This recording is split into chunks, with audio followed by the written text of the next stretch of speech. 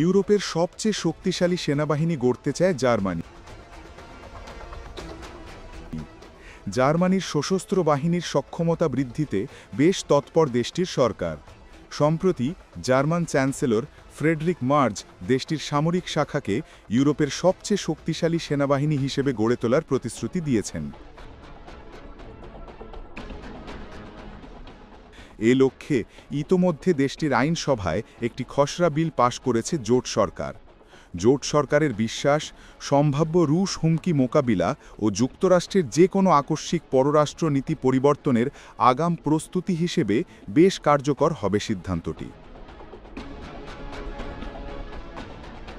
নতুন আইন অনুযায়ী স্বেচ্ছাসেবী ভিত্তিতে সেনাবাহিনীর সদস্য সংখ্যা উল্লেখযোগ্য হারে বাড়ানো হবে।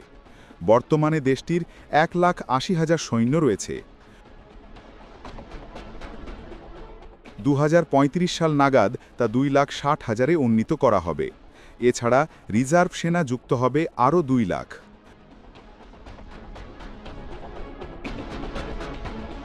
নবীনদের সামরিক বাহিনীতে টানতে আর্থিক প্রণোদনার ব্যবস্থাও রেখেছে জার্মান সরকার।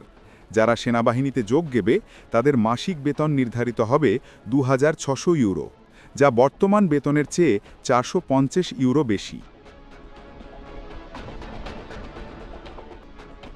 তবে স্বেচ্ছাসেবী ভিত্তিতে নির্ধারিত কোটা পূরণ না হলে প্রয়োজনে বাধ্যতামূলকভাবে সেনাবাহিনীতে যোগদান করানো হবে। এছাড়া আগামী বছর থেকে সব 18 বছর বয়সী তরুণ-তরুণীর কাছে সেনাবাহিনীতে যোগদানের আগ্রহের বিষয়ে প্রশ্নপত্র পাঠানো হবে।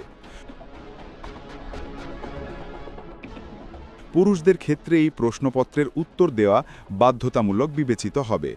তবে জার্মান সরকার দেশটির সামরিক শাখাকে নতুন করে ঢেলে সাজাতে চাইলেও বহু বছর ধরে অবহেলার শিকার দেশটির সেনাবাহিনী।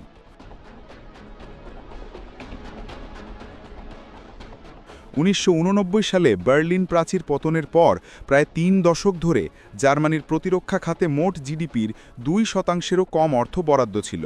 তবে ইউক্রেন যুদ্ধের পর সামরিক বাহিনী জোরদারের বাড়তে মনোনিবেশ করে জার্মান সরকার।